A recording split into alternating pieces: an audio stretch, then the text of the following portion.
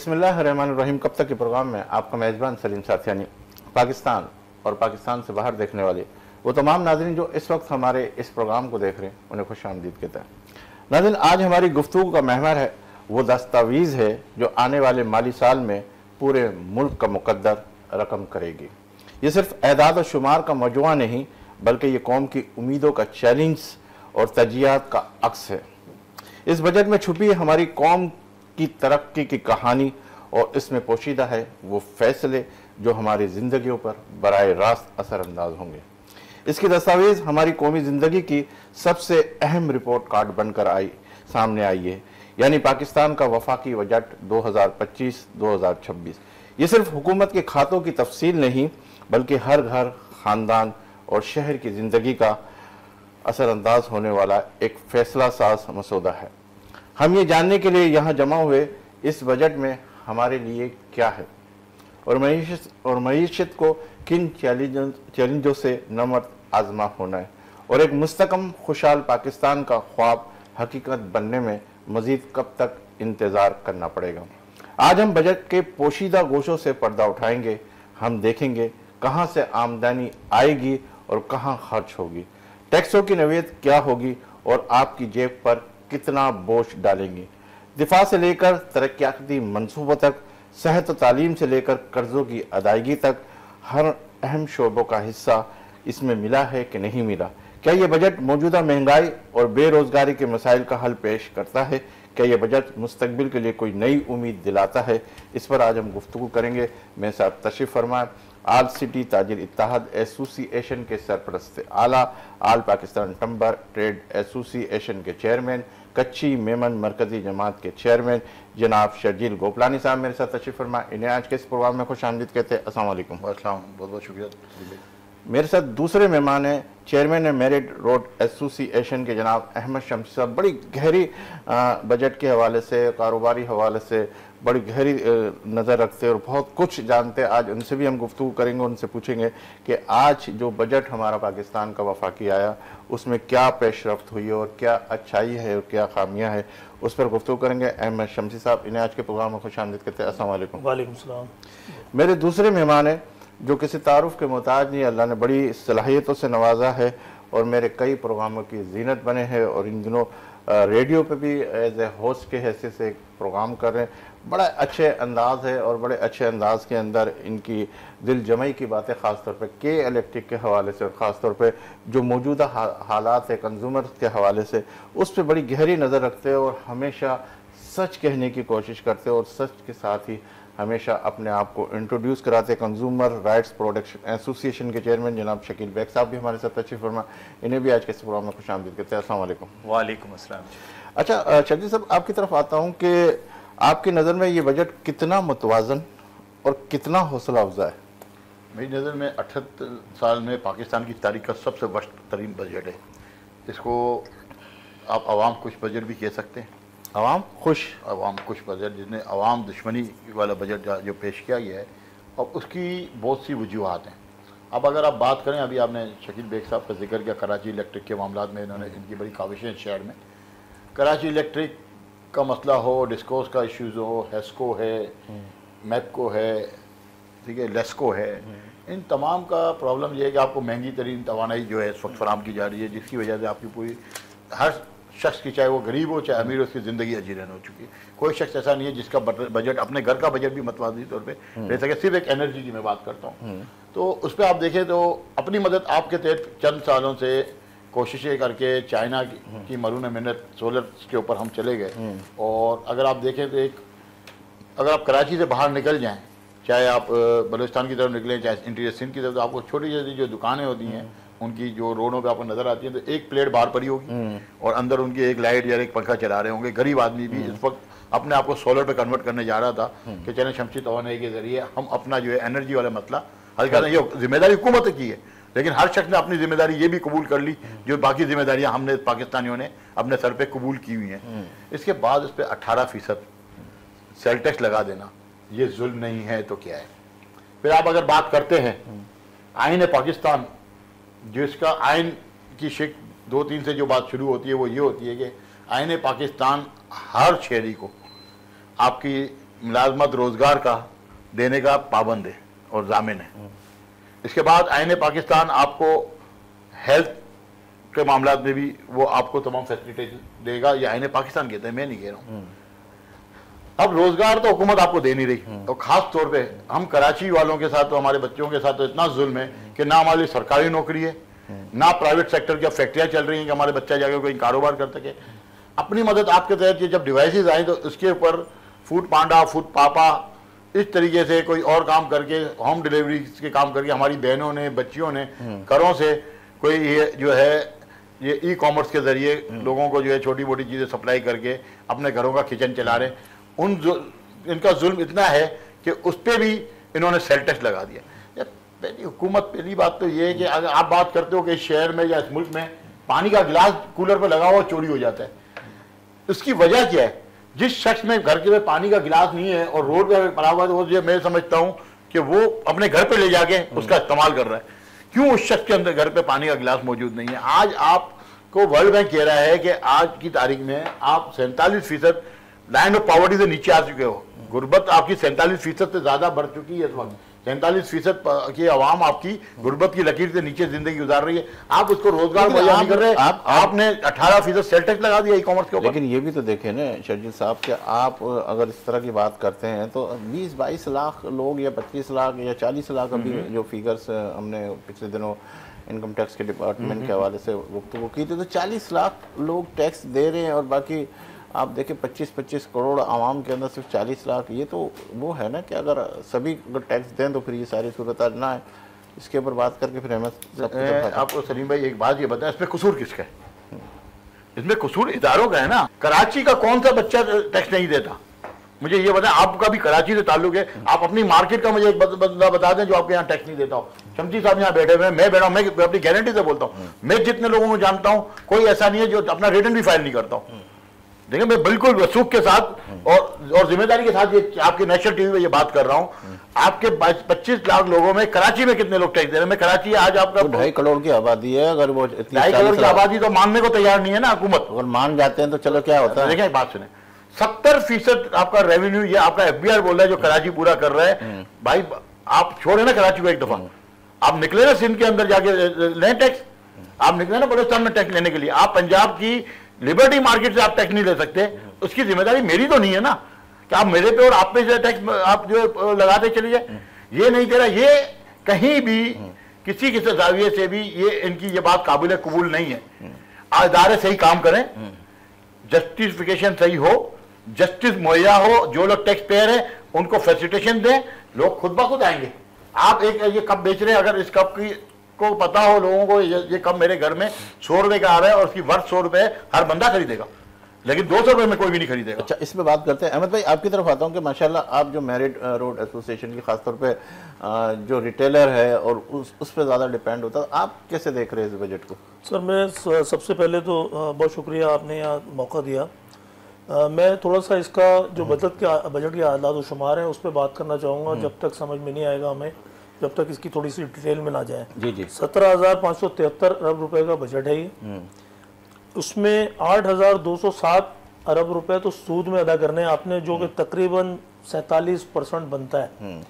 और अगर यही सिलसिला जारी रहा, क्योंकि 74,000 अरब रुपए से ज़्यादा कर्ज पाकिस्तान पे हो चुका है, तकरीबन हर अगर एक डिवाइड करें तो हर आदमी 3 लाख रुपए का मकरूज है।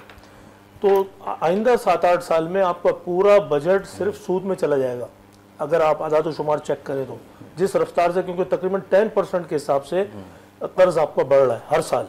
ये आदाद शुमार बता रहे हैं, आप देख लें, उसको चेक कर लें। इसी तरह आपका जो बजट है इसका खसारा जो है 6,501 अरब रुपए, जो तकरीबन 38% बनता है। ये आप कर्ज लेके पूरा करेंगे इस बजट को। बात यह है कि जब आप बजट इस तरह बना रहे हैं, हर हुकूमत आने वाली, ख़ास तौर पे 2008 के बाद अगर आप डिटेल देखें तो हर आने वाली हुकूमत का टारगेट ये है कि मैं कर्ज हासिल करूं किसी भी शर्त पे, इंटरनल लूँ, लोकल या बैरूनी कर्ज लूँ और IMF से लूँ, और उसको बड़ी कामयाबी डंके बजाते हैं कि हमने $1 अरब जो है कर्ज ले लिया। बात यह है कि जिस तरह से कर्ज बढ़ता जा रहा है, इसका सूद बढ़ता जा रहा है, तो मुल्क तरक्की खाक करेगा। मुल्क तो इस कर्जों में डूबता चला जा रहा है और आवाम इसको कैसे अफोर्ड करेगी। अभी आपने बात की है कि 2000 अरब रुपए के मजीद टैक्सेस लगाएंगे आप। पुराना टारगेट आपका पूरा नहीं हुआ, अब आपने 14,000 अरब का जो है टारगेट दिया है। बिहार ने जो पहले का टारगेट है वो तकरीबन 86% आपका वसूल किया आपने। फिर आपने कैसे एक्स्ट्रा, आप हवाओं में किले बना रहे हैं। आप फैक्ट्स पे आ जाएं, आप अपनी एक्सपोर्ट बढ़ाएं। आपका जब तक टैरिफ कम नहीं होंगे, बिजली के, गैस के मुहैया नहीं करेंगे आप इंडस्ट्री को, इंडस्ट्री आपकी बंद होती जा रही है। खुदारा इसको देखें कि ये मुल्क कर्जों से कैसे निकलेगा, उसकी कोई प्लानिंग करें। आप इस अपनी एक्सपोर्ट नहीं बढ़ा पाएंगे, लोकल इंडस्ट्री जो लगी है वो बंद हो रही है।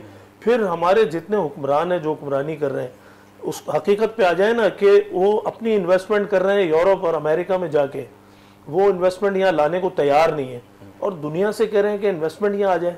तो दुनिया की आंखें नहीं है, वो देख नहीं रहे कि क्या कर रहे हैं आप लोग।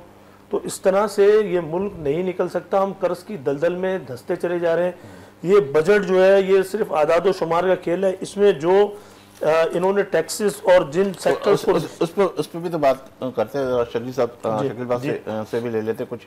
अच्छा शकील साहब, आप क्या समझते हैं? मैं आप, क्योंकि आपने ज़्यादातर के इलेक्ट्रिक को ज़्यादा फोकस भी किया और माशाल्लाह जिस हवाले से मैं देख रहा हूँ एक अरसा दराज से इससे मुंसलिक रहे और बहुत सारी चीज़ें आपने करवाने की कोशिश भी की।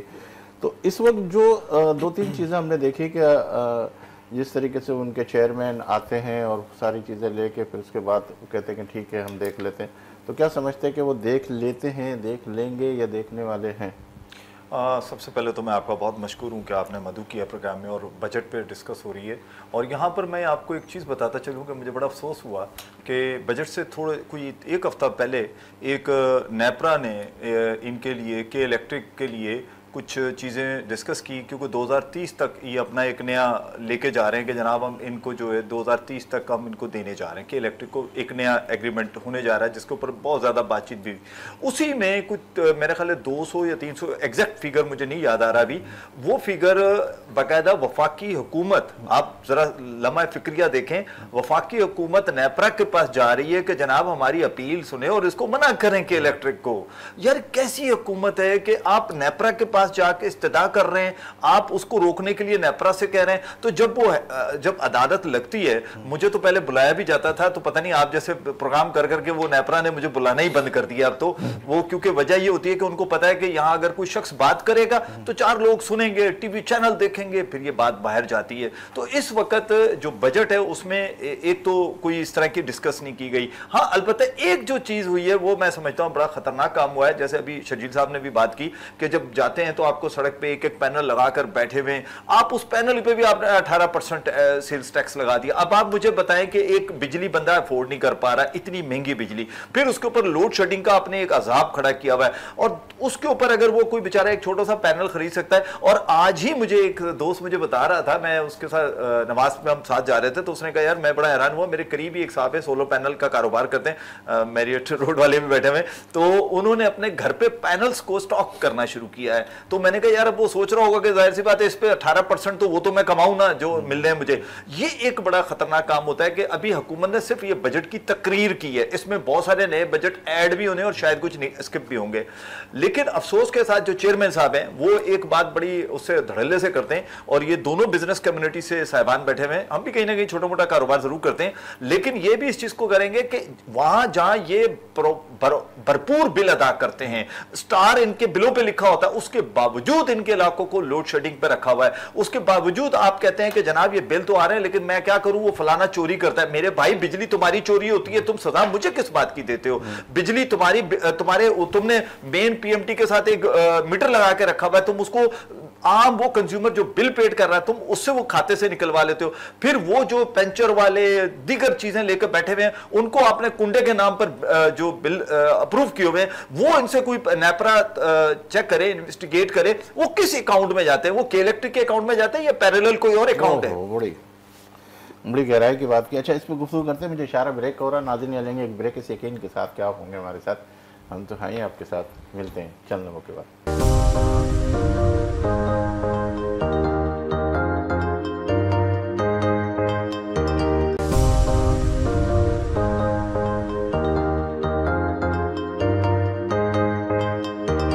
एक बार फिर कब तक इस प्रोग्राम में आपको खुशामदीद कहते हैं सलीम साथी। अच्छा शजीर साहब, आपकी तरफ आता हूँ कि जिस तरीके से शकील बेग साहब भी कुछ के इलेक्ट्रिक के हवाले से कह रहे थे, आपने भी कुछ हिलजुल की थी के इलेक्ट्रिक के हवाले से, तो आप भी कुछ फरमा रहे थे, फिर इसके बाद बजट की तरफ ही मूव करते हैं। देखें, जो बात शकील बेग साहब कह रहे हैं उसको मैं आगे लेके चलता हूँ। जिस वक्त मेरा इंसिडेंट हुआ था और मैंने तो कान पकड़ लिए कि जब मैं कोर्ट में जज के सामने हाजिर हुआ था तो जज के लिए कराची इलेक्ट्रिक मुकदम था, मेरे जैसा टैक्स पेयर जो है उसकी कोई औकात नहीं थी। मेरी जमानत ही कंफर्म नहीं कर रहे थे, 9-10 पेशियों तक मुझे जो है इन्होंने धक्के खिलाए मेरी चप्पलें के साथ ही जीतने। और उसके बाद एक हमारी पॉलिटिकल पार्टी है, उनके काउंसलर ने जब इंकशाफ किया, जिसको शहीद कर दिया गया सोराब अपना सुरजानी के इलाके में, तो बाकायदा PMTs पकड़ी गई जहाँ से कुंडे लगा, पूरी PMTs वहाँ से पूरे जंक्शन चल रहे हैं और पूरी आबादियों को बगैर बिल के बिजली प्रोवाइड की जा रही थी और कराची इलेक्ट्रिक करवा रही है। भाई PMT लगा के जो आपकी चोरी की बिजली जो बरामद की जा रही है तो कराची इलेक्ट्रिक। और हमारे जो है प्राइवेट सर्वे के मुताबिक हर डिस्ट्रिक्ट में जो कुंडे लग रहे हैं उसमें कराची इलेक्ट्रिक का अमला मुलविस है और इसके बेनिफिशियरी डायरेक्ट, मैं बरमला कह रहा हूँ कि जो ये ऊपर बैठे हुए हैं, जो डायरेक्टर्स बैठे हुए हैं कराची इलेक्ट्रिक के, वो डायरेक्ट बेनिफिशियरीज हैं, करोड़ों रुपए उनकी जेबों में जा रहे हैं। और फिर जो चोरी के नाम पे जो बात लॉस दिखा रहे हैं, लैंड लॉसेज जो दिखा रहे हैं, उससे ये गवर्नमेंट को ब्लैकमेल कर रहे हैं, नेपरा को ब्लैकमेल करके उस पर अरबों रुपए बनाए जा रहे हैं, क्योंकि आवाम से तो लूटा जा रहा है। जितनी बिजली जो है वो सप्लाई नहीं हो रही, इससे ज्यादा की बिलिंग हो रही है, क्यों फॉरेंसिक ऑडिट नहीं करने दे रहे? नेपरा एक दफा अलाउ तो करे ना। आपने FBI को उसको पावर दे दिया कि ताजिरों को आप अरेस्ट करेंगे, ताजिरों को, कराची की आवाम को, पाकिस्तान की आवाम को आप अरेस्ट करेंगे, इनका ऑडिट थर्ड पार्टी करेगी। आप कराची इलेक्ट्रिक का थर्ड पार्टी ऑडिट करा के दिखाए ना, क्यों उनकी टांगे जल रही है, क्यों उनकी टांगे कांप रही है, कांप पे टांग रही है, क्यों? हुकूमत पाकिस्तान के लिए वो एक नई चीज है, वो फरिश्ते हैं, और जो आवाम है वो चोर है। अच्छा, इससे के इलेक्ट्रिक से थोड़ा सा बजट की तरफ वापस आते हैं कि ये आई सेक्टर के अंदर नौजवानों के लिए बजट में कौन सी नई मराहत या अहदाफ मुकर्रर किए गए हैं? सलीम भाई, मैं शमसी साहब की एक बात को पहले बताऊं, 6,500 अरब रुपए का जो लॉस है वो कहां से पूरा कर रहे हैं? 6,300 अरब रुपए वो ले रहे हैं डोमेस्टिक बैंक से लोन। यानी मतलब ये हुआ कि अगले साल 6,300 अरब रुपए ना सनतकारों को लोन मिलेगी, ना इस मुल्क की आवाम को लोन मिलेगी, ये आपकी जाएगी हुकूमत के खाते में। और ये 109 अरब रुपए ये ले रहे हैं बैरूनी दराये से, और 85 अरब रुपए ये प्राइवेट सेक्टर। अच्छा, 85 अरब रुपए की जस्टिफिकेशन क्या देंगे? ये 85 अरब रुपए किस चीज के लेंगे? जो हम समझ रहे हैं, वो हम समझ रहे हैं कि जो हमारी सिक्योरिटीज होंगी गवर्नमेंट ऑफ पाकिस्तान के पास, ये उसको कैच कर लेंगे। तो ये बड़ा जो है रेड साइन है, अलार्मिंग साइन है। फिर आपने बात की नौजवानों के लिए, मैं उसी बात पे आता हूं कि देखिए ई-कॉमर्स के ऊपर जो बच्चे काम कर रहे हैं वो हमारे नौजवान काम कर रहे हैं इस वक्त। और होना ये चाहिए था कि IT सेक्टर जगह सैलानी हो गया, वर्ल्ड विमेन ऑर्गेनाइजेशन हो गई, दिल्ली पंजाबी सौदागरान हो गई, ये अपनी मदद आपके तहत बच्चों को फ्री ऑफ कॉस्ट IT की तालीम दे रहे हैं, जो कि बच्चे टारगेट ये था कि हम आगे जाके फॉरेन एक्सचेंज जो है वो ये जनरेट करेंगे। लेकिन हो ये रहा कि जितना टैक्स लगा दिया, हमारा बच्चा यहाँ से बाहर निकल रहा है, टर्की में जाकर कंपनी बनाता है, वहां से ई-कॉमर्स का बिजनेस कर रहा है, पाकिस्तान में नहीं कर पा रहा क्योंकि टैक्सेस की भरमार लगा दिए। फिर आपने 18% लगा दिया कि भाई फूड पांडा के जो सप्लायर है वो भी 18% टैक्स देगा। तो उस वक्त नौजवानों के लिए कहीं भी कोई चीज नहीं रखी है। हाँ, पंजाब गवर्नमेंट ने लोन जरूर रखी है, लेकिन सिंध गवर्नमेंट या बाकी किसी गवर्नमेंट ने कोई भी ऐसा नहीं रखा। बजट आएगा तो हो सकता है कोई रिलीफ वगैरह। नहीं, बजट तो आ गया ना। अब तो आपके एनोमली में जाना है बजट, और फिर उसके बाद आपके असेंबली में जाके पास हो जाएगा, वो रातों रात पास हो जाएगा, उसमें कोई दो राय नहीं है। तो यहाँ पे कहीं भी कोई पैसा ना नौजवानों के लिए रखा गया है, ना आवाम के लिए कोई चीज रखी गई है जिसको आप जाके ये कर सकें। एक चीज जो हिडन हो रही है इस बजट में, जो मेन चीज जो हिडन हो रही है, जो मैं ये समझ रहा हूँ, वो हिडन हो रही है 22 रुपए पेट्रोलियम लेवी। वो हम किसी को इस पे बात देखिए, हमें इन्होंने लगा दिया सोलर पे, ई-कॉमर्स पे 22 रुपए का मतलब ये हुआ कि 22% आपका जो है वो महंगाई बढ़ेगी, कम से कम बढ़ी जाएगी। ये कंज्यूमर राइट एसोसिएशन रेडी है मेरे साथ, मुझे बताए कि 22 रुपए जब बढ़ेंगे, ये 2.5%। आपको हमारे वजीर खजाना साहब बोल रहे हैं कि आप कार्बन लेवी की बात नहीं करें, एनवायरमेंट के। ओ भाई, ये 2.5% भी 2.5 रुपए भी हम पे ही पड़ने हैं ना। तो 25 रुपए जब आपका जो है लेवी देने जा रहे हैं, तो ये 25 रुपए का पूरा बोझ, चाहे आपकी दालें हो, चाहे सब्जी हो, चाहे गोश्त हो, चाहे आप घर से बाहर निकले, हर चीज पे पड़ेगा, दवाइयों पे भी पड़ेगा। तो ये खतरनाक काम है, ये महंगाई आपकी और उरूज पे जाएगी, ना कि कम होगी। आप 78 रुपए तो लेवी ले रहे हैं ऑलरेडी, आपने तो लेवी कम करनी चाहिए। फिर आपको पेट्रोल का बिल बनाना अगर आप कम करते तो आपको फॉरेन एक्सचेंज के ऊपर दबाव कम पड़ता। अगर आप ईवी आ रही है, इलेक्ट्रॉनिक व्हीकल्स, आपने उसके ऊपर 8.5% से आपने 18% सेल टैक्स कर दिया। आपने उसके ऊपर एक एक गाड़ी में लाख लाख रुपए का फर्क पड़ गया। छोटी छोटी गाड़ी की जरूरत किसकी है? गरीब आवाम की है ना। तो भाई छोटी गाड़ी पे आप नहीं चाहते हो कि कोई बेचारा गरीब आदमी या कोई बेचारा मिडिल क्लास एक छोटी गाड़ी पे अपना सफर कर सके? आपको वो भी बुरा लग रहा है। आपके घरों में तो पूरे पूरे फ्लीट करे BMW और मर्सिडीज के, लेकिन एक गरीब आदमी अगर किसी तरीके से अपनी गाड़ी लेने की पोजीशन में आ रहा था, आपने उससे भी टैक्स लगा दिया। तनख्वाह के ऊपर भी बात करते हैं कि सरकारी तनख्वाहें वगैरह। जी अहमद साहब, आप कह रहे थे कुछ इस हवाले से, एदाद व शुमार के हवाले से? जी, आदाद शुमार की बात कर रहा था, जैसे कि अभी गोपलानी साहब ने बात की गाड़ियों की। देखिए, ट्रांसपोर्ट जो है वो इतना बड़ा मसला है। मैं ख़ासतौर पर कराची की बात करूँगा। यहाँ ट्रांसपोर्ट का कोई निज़ाम नहीं है प्रॉपर। ये गाड़ियाँ लेना लोगों की कोई तइशात में नहीं आती, ये ज़रूरत है। और छोटी गाड़ियाँ मिडिल क्लास लेता है, लोअर मिडिल क्लास लेता है। आपने उसके ऊपर 18% जो ड्यूटी लगाई है, सेल टैक्स लगाया है, तो और इलेक्ट्रिक गाड़ियों पे भी लगा दिया। दुनिया भर में इलेक्ट्रिक गाड़ियों पे ड्यूटियाँ ख़त्म की जा रही हैं। यहाँ पे भी जो आपने जो जिस तरह से बढ़ाई है, तो इसका मतलब ये हौसला अफजाई नहीं कर रहे आप इस ग्रीन एनर्जी की। जिस तरह सोलर पे आपने लगाया, इसी तरह से आपने इलेक्ट्रिक गाड़ियाँ जो दुनिया भर में बात हो रही है इनको लाने की, उस पर आपने ड्यूटी लगा के वो भी ख़त्म कर दिया। ट्रांसपोर्ट का कोई निज़ाम आपने, मैं अब बात करूँगा, लोगों को बुरा लगेगा कि पंजाब में आपने लाहौर में जो है ऑरेंज ट्रेन चल रही है। कराची में आज तक मेट्रो क्यों नहीं बन सकी? कराची का वाहिद हल ट्रांसपोर्ट का जो है वो मेट्रो है, ट्रेन है, बसेस नहीं है।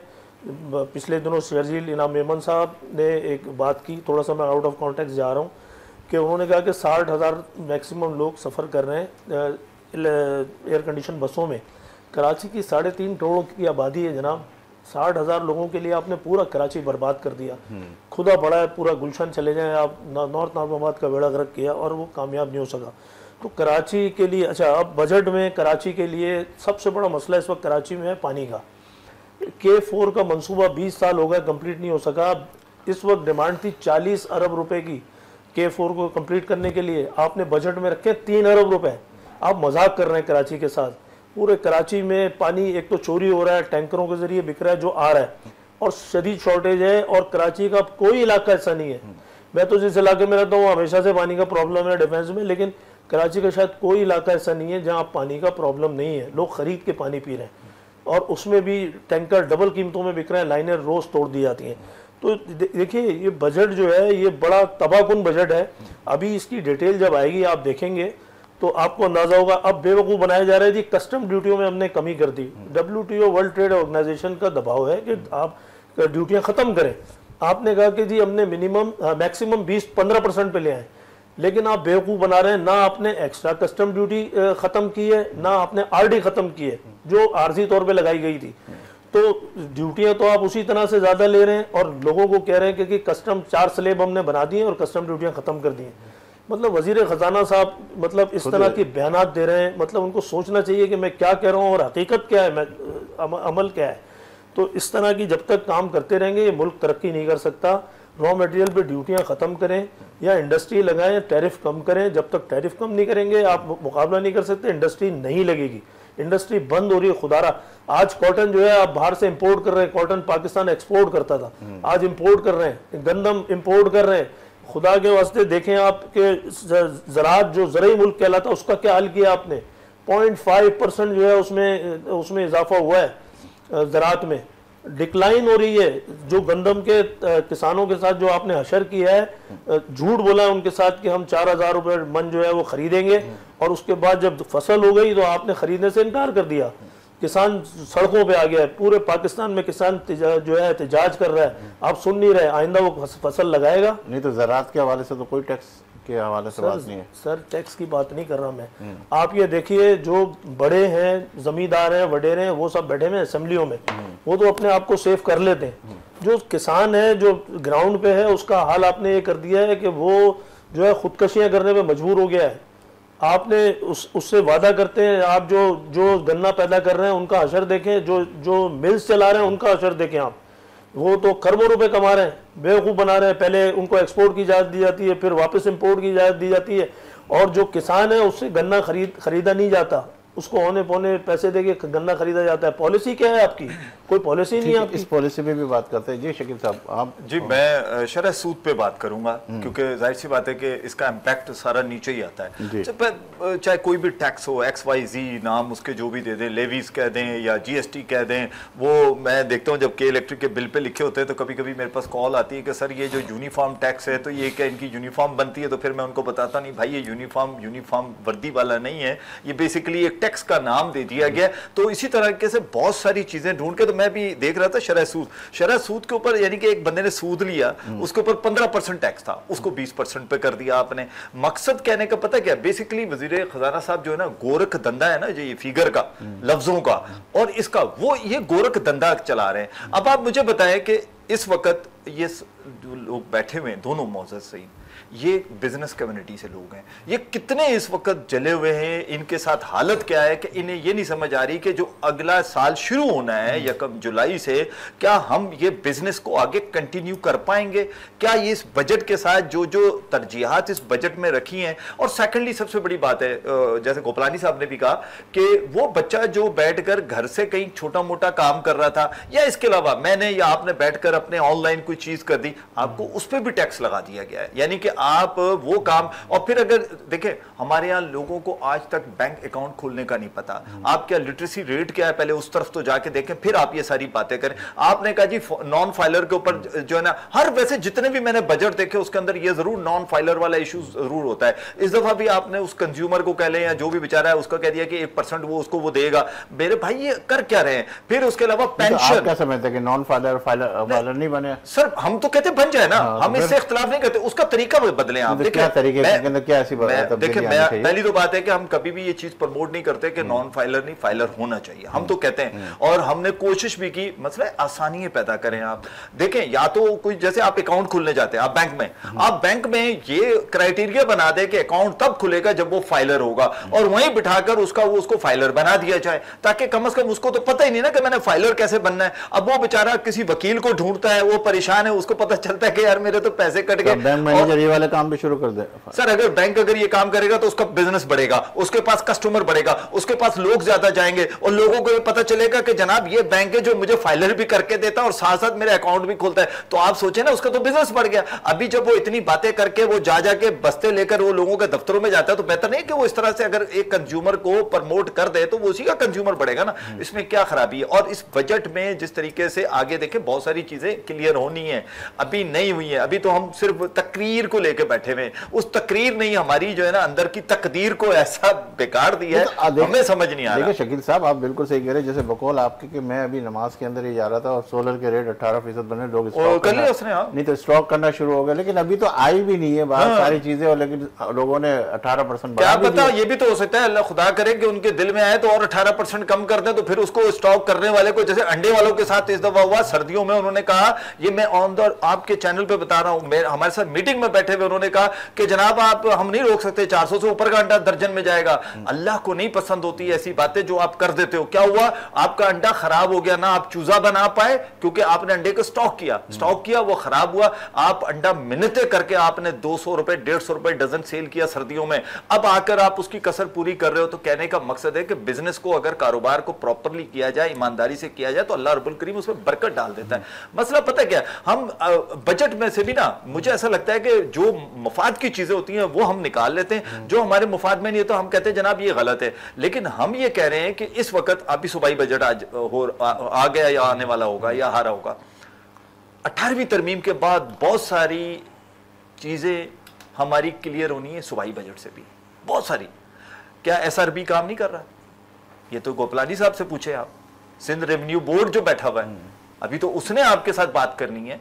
और इसके अलावा हमारे साथ जो एजुकेशन इंस्टीट्यूट बने हुए उन्होंने जो चीजें आनी है 18वीं तरमीम के साथ, जो चीजें जुड़ी हुई हैं, फिर इतने सारी चीजें अभी लिंक होनी है। अभी तो आज मैं एक हमारे पॉलिटिकल, मैं नाम नहीं लेना चाहता, पॉलिटिकल पार्टी का उनका मैसेज मेरे पास आया है, तो था ये वो, तो मैंने उनसे लिखा कि फिर आज सिंध का आ रहा है, फिर देखते हैं उस तरह क्या होता है। तो कहने का मेरा मकसद है कि उस बजट को ही लेकर इन्होंने भी उसी के अंदर से कुछ चीजें निकालनी है, कुछ डालनी है, कुछ निकाल देनी है। लेकिन अफसोस ये होती ग्राउंड पे बैठकर बजट नहीं बनाया जाता। जैसे K4 की बात हुई, 3.2 मेरा ख्याल है, अगर मैं गलती पे नहीं हूं, शायद इतना ही अरब रुपए रखेगा। आप मुझे बताएं K4 कब से चल रहा है? कराची का क्या नसीब इतना खराब है? पंजाब में टैंकर माफिया नहीं है, इस्लामाबाद में टैंकर माफिया नहीं है, केपी में टैंकर माफिया नहीं है, बलोचिस्तान में टैंकर माफिया नहीं है, अंदरूनी सिंध टैंकर माफिया नहीं है। शहर कराची के अंदर टैंकर माफिया जो 70% कमा के आपको देता है, जो सबसे ज्यादा पाकिस्तान का ख्याल रखता है, वहां के लोगों का पानी आपने बंद किया हुआ है, वहां के लोगों की बिजली आपने बंद की हुई है। पहले इनको तो दो, ये आपके साथ खड़े हो जाते हैं। हर बुरे वक्त में शहर कराची खड़ा होता है, और ये कभी भी ऐसा नहीं हुआ कि शहर कराची के लोग पीछे। ये तकलीफ होती है हमें, हम कमाऊ पोते हैं, हम पे सिर्फ थपकी देने की जरूरत है। हम आपके साथ खड़े हुए, पाकिस्तान के साथ खड़े। ठीक है, इस पर गुफ्तगू करेंगे नाज़रीन। लेंगे एक ब्रेक, इस यकीन के साथ कि आप होंगे हमारे साथ, हम तो हैं आपके साथ। मिलते हैं चंद लम्हों के बाद।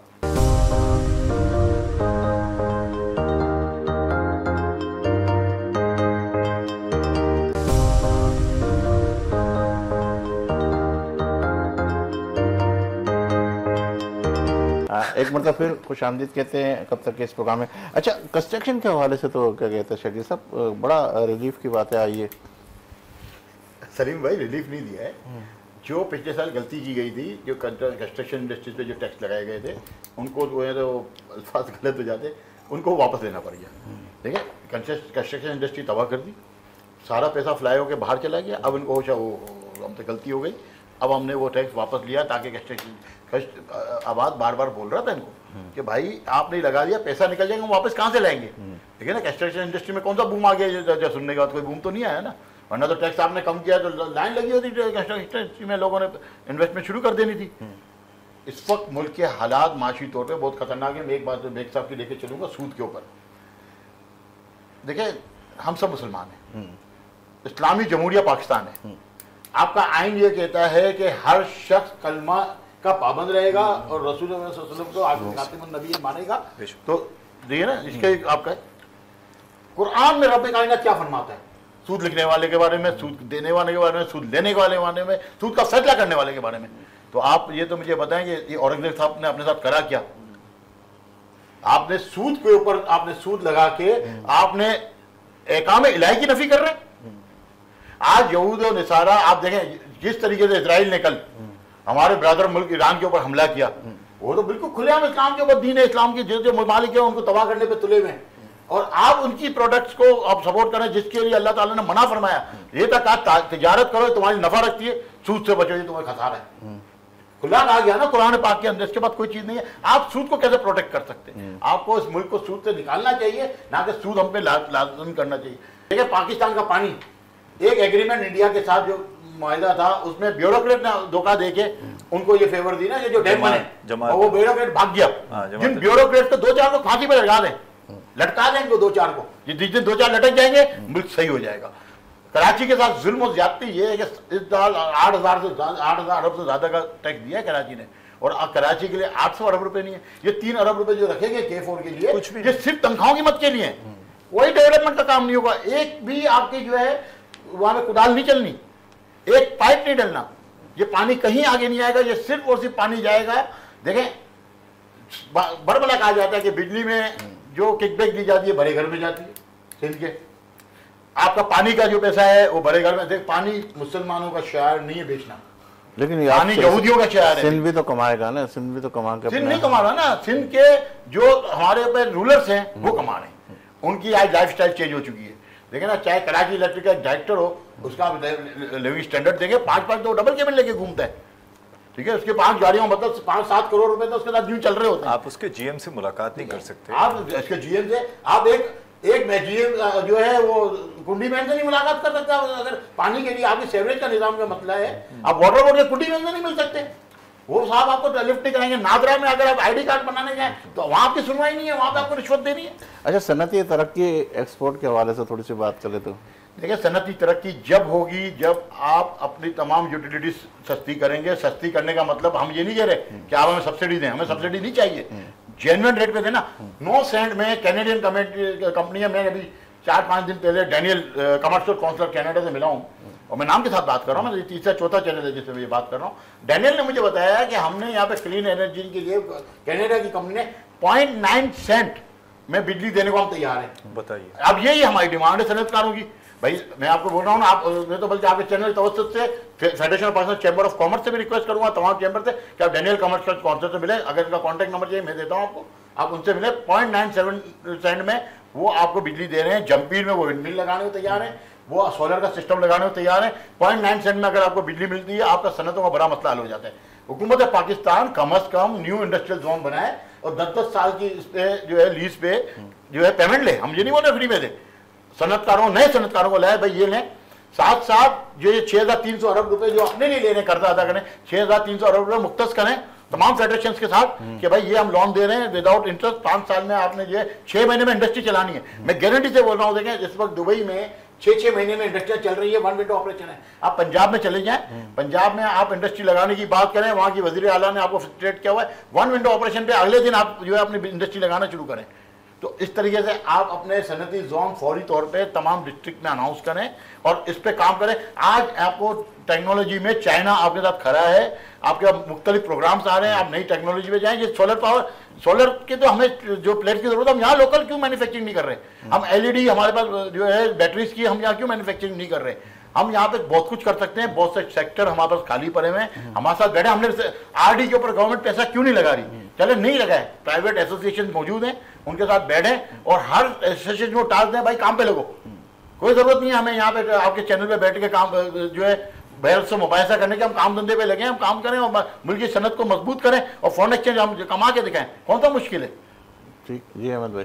देखिए, मैं अभी बहुत सारी बात की शकील बेग साहब ने इलेक्ट्रिक पे। अभी एक नई चीज़ जो इस बजट में आई है, जो पाकिस्तान का कानून नहीं है कि वो सरचार्ज इलेक्ट्रिक पे लगाए, उसके लिए गवर्नमेंट जो है नेपरा के पास जा रही है कि और कानून साजी कर रही है कि इलेक्ट्रिक पे सरचार्ज लगाने की। इलेक्ट्रिक इस वक्त बहुत ज़्यादा पहले महंगी है। जो बुनियादी जो मसाइल है लोगों के, जो महंगाई है, उसमें पेट्रोल, गैस, इलेक्ट्रिक ये बुनियादी अंसर है। अब आप इलेक्ट्रिक मज़ीद महंगी करने पे जा रहे हैं इस, और दूसरी तरफ आपने सोलर के ऊपर भी आपने टैक्स लगा दिया। तो आप आवाम को क्या मारना चाहते हैं? मतलब पहले ही आपने लोड शेडिंग 12-12 घंटे इस वक्त कराची में लोड शेडिंग हो रही है और लोग बिलक रहे हैं इस गर्मी के अंदर, पानी नहीं है, बिजली नहीं है, और उसके ऊपर आप मजीद इलेक्ट्रिक को महंगी करने के लिए कानून साजी कर रहे हैं नेपरा के थ्रू। मतलब आप क्या चाहते क्या हैं? आपके जहन में है क्या? पेट्रोल को आप 100 रुपए जो है टैक्स और लेवी मिला के जो तकरीबन 100 रुपए बढ़ा रहे हैं टैक्स, जो अभी इस वक्त 78 रुपए हैं, अब 100 रुपए उस पे जा रही है तकरीबन। उसमें सेल टैक्स भी लग रहा है, एक कार्बन लेवी भी लग रही है और उसके लेवीज को भी बढ़ाया जा रहा है। तो पेट्रोल महंगा होगा, बिजली महंगी होगी, गैस आपने ऑलरेडी स्लैब्स बना के और बहुत ज़्यादा महंगी कर दी है कि इलेक्ट्रिक की तरह। तो आप जो है आवाम से बुनियादी सहूलतें छीन रहे हैं। आपको इस तरह तो जिस तरीके से आप गुफ्तगू कर रहे हैं 22% मजीद और इजाफा होगा महंगाई में, तो कंस्ट्रक्शन के काम में तो फिर वही के वही वो सारे 22% उसी में चले जाएंगे। सर कल की बात है, मेरा भी कंस्ट्रक्शन का भी काम है, सीमेंट और सरिये में कल रेट बढ़े। आप कह रहे हैं कि कम हो जाएंगे और फैसिलिटी दे रहे हैं, कल रेट बढ़े दोनों चीज़ों में। बात यह है कि जब आप बुनियादी चीज़ें महंगी कर देंगे, जब आप पेट्रोल महंगा करेंगे, हर चीज़ महंगी होगी। ट्रांसपोर्टेशन तो हर चीज़ में है ना, तो वो पेट्रोल महंगा होगा, हर चीज़ महंगी होगी, बिजली महंगी होगी, हर चीज़ महंगी होगी, गैस महंगी होगी, हर चीज़ महंगी होगी। क्योंकि गैस में भी इन्होंने अभी 500 रुपये बढ़ाए हैं पर BMT इंडस्ट्रियल के लिए। 3,000 रुपये थे, 3,500 रुपये कर दिए। तो जब इंडस्ट्री मुकाबला ही नहीं कर सकी कि दुनिया से, देखिए आपके मुकाबले में इस वक्त चाइना है, इंडिया है, बांग्लादेश है, वियतनाम है, तो आप उनका मुकाबला कैसे करेंगे? अभी जैसे गोपलानी साहब ने कहा इलेक्ट्रिक की बात की, इस वक्त इलेक्ट्रिक के रेट जो इस वक्त पाकिस्तान में है वो 12.24 सेंट में दे रहे हैं। आप 0.9 सेंट की बात कर रहे हैं, इस वक्त 12 सेंट से ज़्यादा पाकिस्तान में दे रहे हैं। आप कैसे मुकाबला करोगे? दुनिया में अगर मैक्सिमम है तो 9 सेंट है, आप 12 सेंट से ज़्यादा में 12.27 में दे रहे हैं इस वक्त आप इंडस्ट्री को। इंडस्ट्री की सबसे कम है बिजली, ये मैं उसकी बात कर रहा हूँ, कॉस्ट की बात कर रहा हूँ, घरेलू की बात नहीं कर रहा। टैक्स अलग है जी। तो मतलब ये आप कैसे आप कहते हैं कि दुनिया का मुकाबला करें, लोकल कोई चीज़ें बनाएं, जब तक आप कॉटेज इंडस्ट्री को यहाँ पे प्लॉट नहीं देंगे, उनको फैसिलिटेट नहीं करेंगे। सबसे ज़्यादा जिस मुल्क ने भी तरक्की की है, पूरी दुनिया की तारीख उठा लें, वो कॉटेज इंडस्ट्री से की है। बड़ी इंडस्ट्री अपनी जगह चलती है, लेकिन कॉटेज इंडस्ट्री में ना आपका पैसा डूबता है, ना आपके कर्जे डूबते हैं, और लोगों को मुलाजमतें मिलती हैं, मुल्क में ज़र मुबादला बचाया जाता है। लेकिन उसके बावजूद आज तक कॉटेज इंडस्ट्री के कोई काम नहीं हुआ, खासतौर पर कराची में। जी शकील साहब। मैं बिल्कुल यहाँ पर आपको एक चीज़ बताऊं कि बजट तो खैर अभी तकरीर आई है और इसके ऊपर क्या होना है वो तो वक्त बताएगा, लेकिन मैं आपको ये बताता चलूँ, लम्हा फिक्रिया आपको बताऊं और तशवीश के साथ मैं आपको बता रहा हूँ कि कल मैं एक प्रोग्राम में था जिसमें वकील साहब तकरीर करते हुए वो बताने लगे, जब वो बता रहे थे तो मैं तो एकदम परेशान हो गया कि यार ये क्या बात कर रहा है। तो बाद में मैंने उनके साथ बैठ के भी डिस्कस की, तो मैं आपको बताऊँ बिजली महंगी होना, गैस महंगी होना, पानी ना मिलना, बिजली का ना आना, घरों के हालात ख़राब होना और ख़राब होने के बाद अदालतों में जाना, अदालतों से फिर उनके साथ क्या होना, तो आप सुनकर रहना होंगे। जनवरी से लेके जून, अभी चूंकि 12-13 तारीख है, 4000 तलाकें सिर्फ डिस्ट्रिक्ट सेंट्रल में हुई हैं सर, डिस्ट्रिक्ट सेंट्रल, शहर कराची नहीं मैं कह रहा आपको। मैं आपको यह बताना चाह रहा हूं कि इस महंगाई की परेशानियां, हालात लोगों को किस तरफ लेके जा रहे हैं, क्योंकि वो जो बीवी बैठी है ना घर में 2-2 बच्चे लेके, वो शाम को चाहती है कि शौहर कमा के लाए, लेकिन वो शौहर कमा के नहीं ला पा रहा। तो जब वो ला नहीं पा रहा तो वो क्या होता है, अदालतों में जाते हैं, या तलाक होती है, खुला होती है। अच्छा मसला पता क्या मसला ये है, इस वक्त जो दुख की बात है मैं आपको बताऊं कि हमारा जो मैं भी एक रिपोर्ट पढ़ा था, 45 या 47% वो लोग हैं जो शायद $2 से $2.5 के करीब पाकिस्तान में कमा रहे हैं। नहीं भाई ऐसा नहीं है, या कोई $1 भी कमाने वाले बहुत इंतहा लोग हैं। तो ऐसी आप मुझे कमा लो।